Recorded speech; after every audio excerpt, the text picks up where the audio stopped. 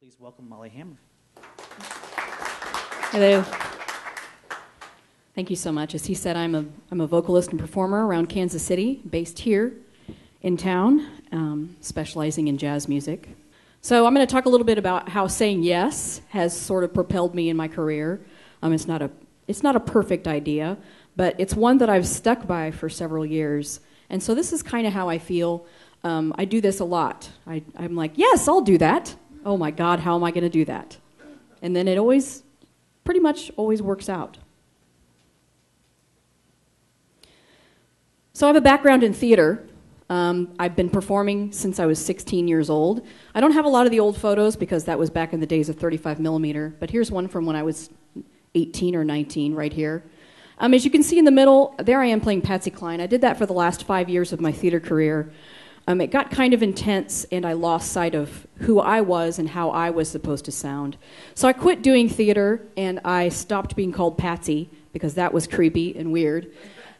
And look at all those facial expressions. Oh, my goodness.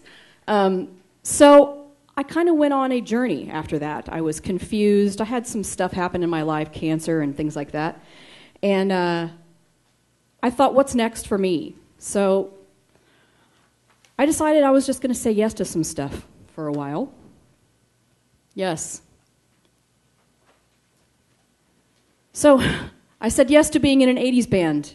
It was horrible, but it was a good learning experience. I was in a rockabilly band. I did a folk duo. Finally, I was in a Brazilian jazz trio for about a year, and that's when I discovered jazz music, Brazilian jazz first. Then I started really delving into the other aspects of jazz music, and it's what I eventually really fell in love with. And I want to bring up that each one of those experiences, whether they be horrible or cheesy in ways, added a layer onto who I am as a vocalist and as an artist. And in the couple years following that, I began to really delve into the people who I found to be the greats in the area that I was pursuing, which was jazz music.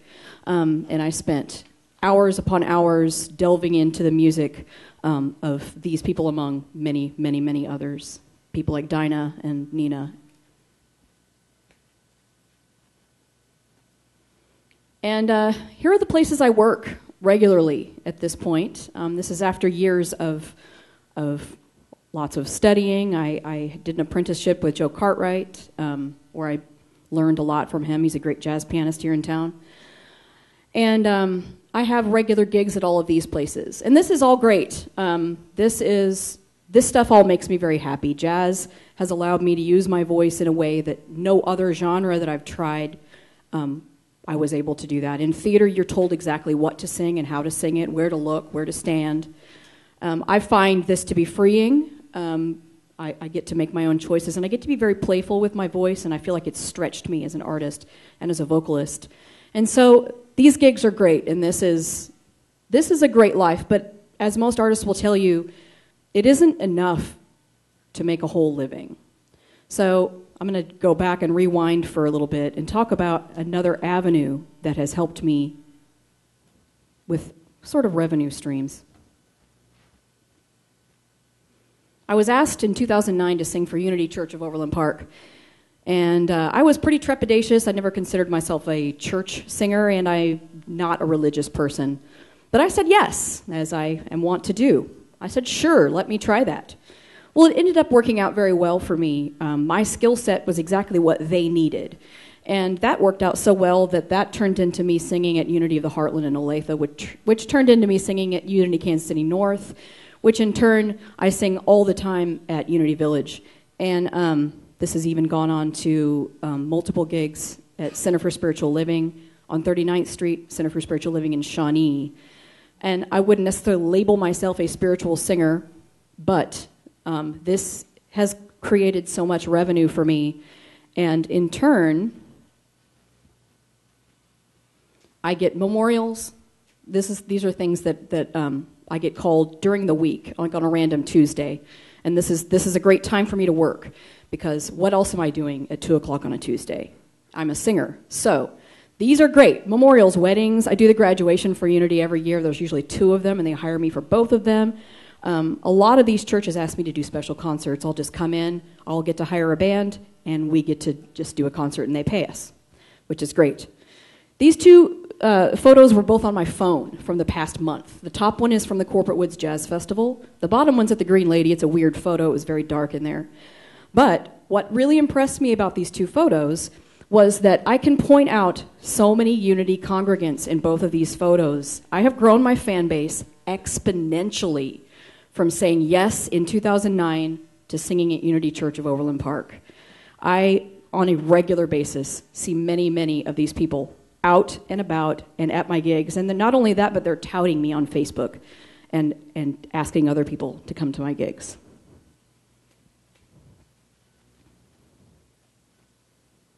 So I want to talk a little bit about a couple things I'm doing right now. So this is Molly right now. I've started a 1940s girl group, and this was my baby. We are only 3 months old. We are called the Star Spangled Betties, and we actually have gotten quite a few gigs in a 3-month period. One of the first things I did when I put this group together was I hired a graphic artist to make a logo for us. Right away, we got ourselves a Facebook page, and we made ourselves a website. We do now have Instagram as well. That just happened a couple days ago. And we are constantly working on PR and repertoire. And I would say in the 3 months since we've been active, I get at least one phone call a week inquiring about hiring us. Kansas City Fringe Festival. This is 11th year for the Kansas City Fringe Festival, and I have been so focused on singing jazz and then things before that I have never done a Fringe Festival show until this year. I decided I wanted to do one, and I went looking who wants to hire me for a Fringe show. So I found one to do, and it's going to be really cool. It's going on at the Arts Asylum. There's all the information up there. And it's basically a musical about civil rights, gay rights, women's rights, and that kind of thing. You can actually find more information on kcfringe.org if you would like to buy a Fringe button. I'm by no means a spokesperson for Fringe, but I can answer maybe a few questions about that. Whoops. Okay, this is just... Hey, you stop it. There we go. This is just sort of me now. Some cool things. This is a new photo shoot I just did for promo purposes. I got to sing at the Royals game in May, the national anthem. That was awesome. The Corporate Woods Jazz Festival over there on the right, probably the biggest show of my career so far. It was absolutely thrilling, and I got to hire a dream band. I was given a good budget, and so that's, for any singer, that is just the most thrilling thing ever.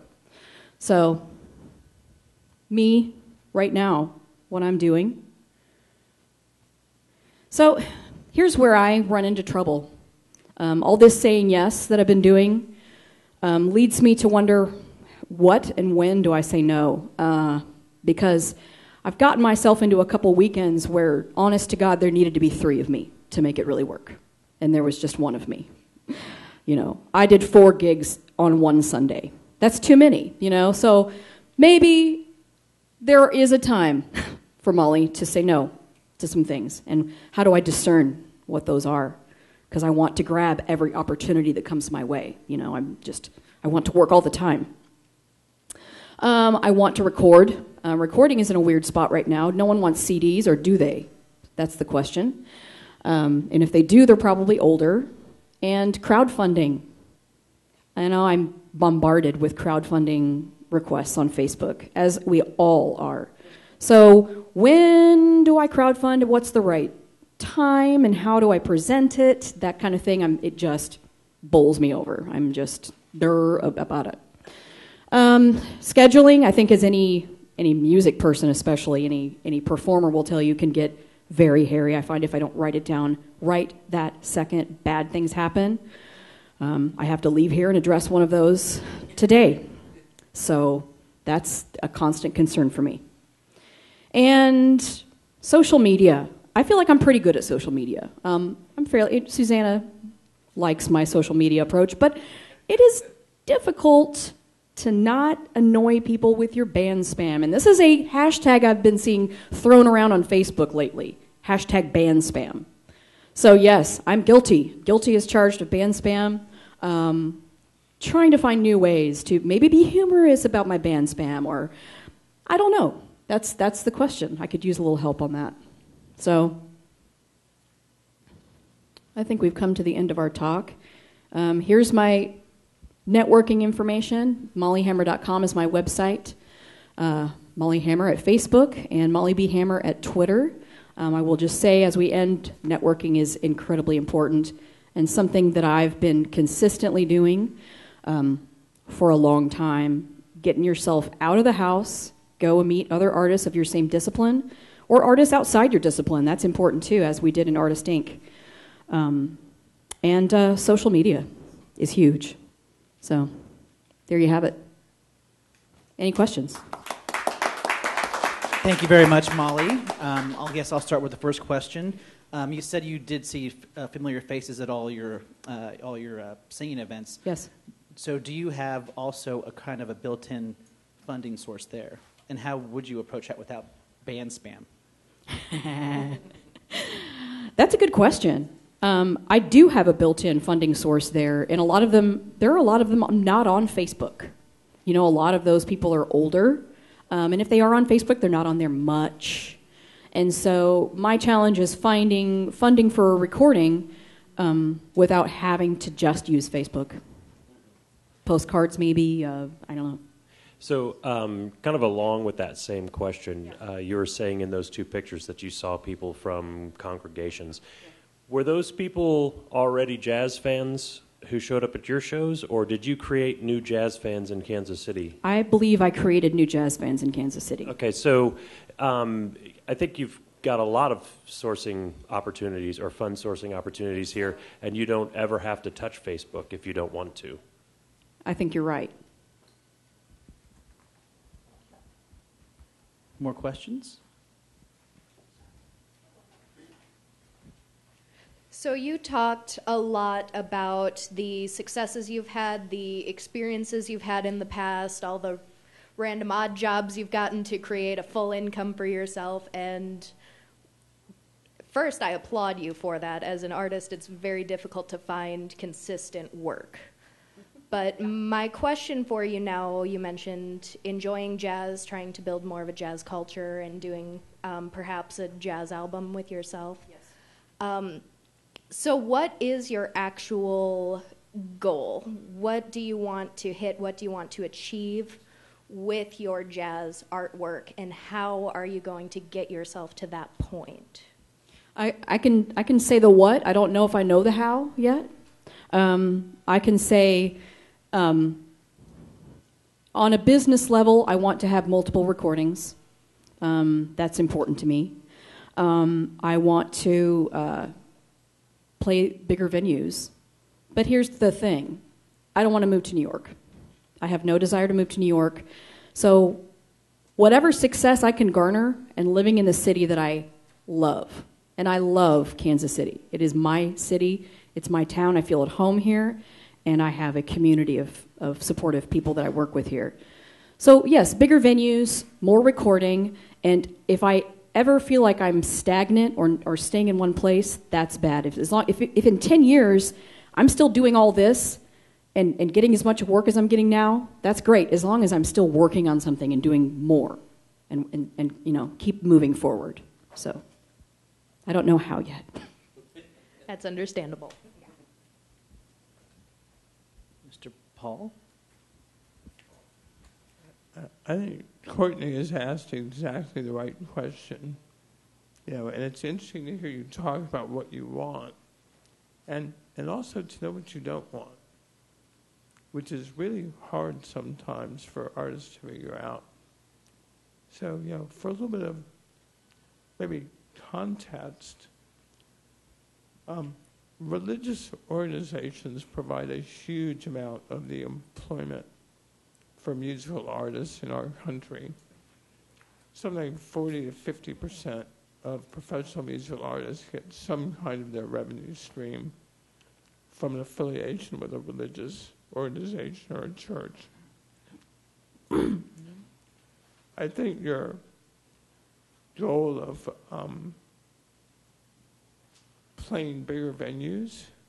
You seem to be on a good path to that. Now you've had the Corporate Woods Festival experience. And I think there are, I can't advise you specifically on that, but there are, select musical venues out there, big festival kind of audience experiences. And you might think about doing some research and trying to talk to artists who have played those kinds of experiences and get some first-hand advice on what you need to break into that market. Because it's got to be a huge rush to play for an enormous audience, right? And have them in the palm of your hand and to be able to do that. So I would approach that as a marketing challenge and start with research and try to find people who have done that. What I want to do. Right. I suspect that it may be both easier than you might imagine and also more random and serendipitous in terms of just making the right connection and suddenly somebody says, well, yeah, you want to play the da-da-da festival? Yeah, it is both. It's both work and So, networking. So just by clarifying that intention and starting to do some investigation along that line, I think you may be pleasantly surprised. Okay. I like that. And then, in terms of when to say no, no means no, right? No, I And- wouldn't say no to free. She wouldn't even sing with me today for Yeah. like 5 seconds. I was like, the hills are alive, and she didn't want to do it. So. I would suggest you adopt kind of a social etiquette approach to that. And, limit yourself to, maybe 2 gigs a day. 2 gigs a day is probably. Right? But that's why it's important. When you get that request for that third gig, what I would suggest you do is to say, no, I'm booked for that day, but I'd love to work with you. What's another date that I can come and do something with you? That's good. So that you never really say no. You say, not that day. How else can we work this out? Right. When else might I be able to? And you'll have to say no to some weddings and some memorials and things like that. But concentrating on what you want, and Erin Rain is a great example of figuring out what you want and then having a long-term strategy to reach that. And I think you'll be surprised at how quickly you might be able to be saying yes to the things you really, really, really want to do, and how much easier it is to say no with that strategy. Yeah.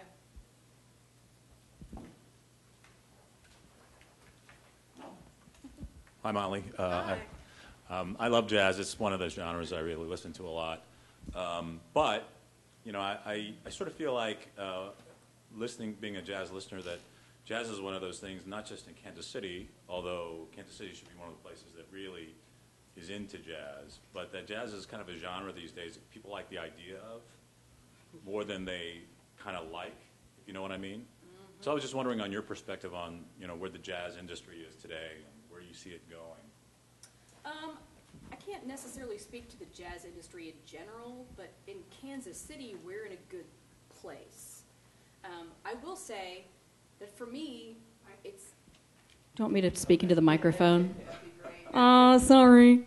I should know better. I'm a performer. It's the other people like, speak into the mic. Okay. It's dependent on the venue for me. There are a couple of what I would call listening rooms. The Broadway, what used to be the Broadway Jazz Club, is now the Broadway Kansas City, is a great listening room, and I find that I can have 40 to 50 people intently listening. And they want to hear my stories, because I like to tell stories about the songs, how they came to be, or do research on my stuff. But other places, I'm not going to call out any names, but I am there to be an interesting backdrop. I'm part of the coolness backdrop. for them. And you know what? In my world, I will take those times when you're being intently listened to, those just don't happen every time. And so I take those as kind of special, and I take the rest. I'm getting paid, and I'm still doing what I absolutely love doing more than anything. I feel like the jazz world is in an upswing right now, but I could be completely wrong, as I often am. So you were talking about when to say no, and you had a bit of a discussion about that. I wonder a bit about overexposure, about playing too often in town. Yes. And then also if you've thought about any of the programs like through the Mid-America Arts Alliance, where they do it's a tour of the Midwest. So you apply, and if you're chosen, then you're kind of put on tour to venues throughout the Midwest. And that would take you out of town, so when you come back, people would be hungry for more, possibly. I know there are some other groups that do that as well. I didn't know anything about that, so I will look into that. That's great. So, Molly, have you determined a budget for your CD? A loose budget, yes, for the most How part. much do you think you need? Probably about $8,000. Well, I would just really encourage you to kind of consider the crowdsourcing thing. I had a CD I wanted to do that I needed like $30,000 for. Yeah. And one of my publishers said, if you raise 20, we'll give you the rest of it. And I raised $22,000 on Kickstarter in 30 days. Wow. And that just was like from Facebook people, from people around the country that know my music. Yeah. And really wanted to support me. And I did invitations to people on Facebook. I sent emails and all that kind of stuff. Okay. And I stuck with it for about 30 days, but I overshot my goal. And so That's obviously impressive. we've worked together a lot. Yes, we have. I've hired her for Center for Spiritual Living, and she's an amazing person. And I'm a person that's become more of a jazz fan because of you. Thank you. But what I did was, as I had the doubts about it, I just kind of went back to that whole idea of the universe wants me to have this. Okay. And so if that's something that makes sense to you, sometimes it's kind of another version of you saying yes to it. Yeah. And I just did it, and it worked, and it's a CD now, and it's helped my music get all over the world. So That's wonderful. Thanks for the encouragement, and that makes me feel better about crowdfunding. Yeah. We actually only have time for one Are we more out of question. time? And I want to also let you know this is Mark Hayes. So, and he's a composer. And Yep. one of the things he does wonderful on his website is everything's there. And I've noticed the one thing that isn't on your website is your social media connections. And on your main website, you don't list your Sparse Spangled That's in Betty's. progress. Yeah. That is in progress So- right now. So Yes. I really encourage that. Absolutely. And then especially being Facebook is such a great tool for you. Mm-hmm. I would also have it live feed onto your website, onto Molly Hammer website. Yes. And then, because especially since that gets updated more, and then that increases your search engine Yes. marketing. So, Good tips. I will do it. And I want to end with our last question is, what can we as a community do to help you? Paul has helped me. He's recommended me for a gig maybe 2 years ago for the Arts KC, and that was great. I got exposure at that gig, actually, from a couple of gentlemen, Ken Petty and Scott Heidman, and they've hired me for several things, and they also recommended me for 3 different gigs, and they come to my gigs all the time. So see how that works? You know, I love this. It's like you got me that gig for Arts KC, which I met them, then that's ballooned into all these other things. So I guess I would say, recommend me for stuff, remember who I am, that'd be awesome, and come to my shows. That's really the most helpful thing for me. So thank you so much for the opportunity. Great, thank you, Molly. Thank you.